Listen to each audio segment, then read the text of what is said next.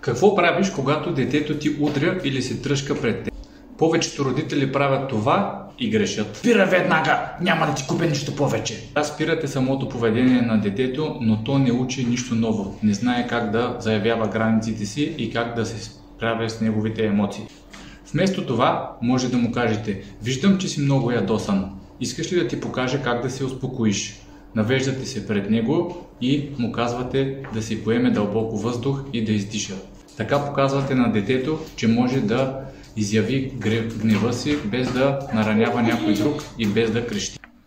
Сега искам нагледно да ви покажа какво представлява то.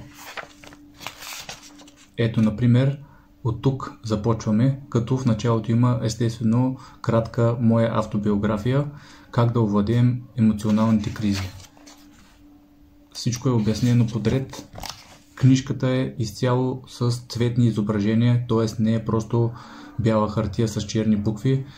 Абсолютно всичко е обяснено с таблици, кризи, агресия, автоагресия, агресия срещу съученици по възрасти, като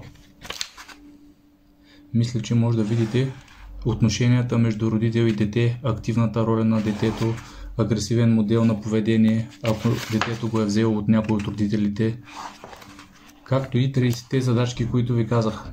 Ето, една задачка за самооценка,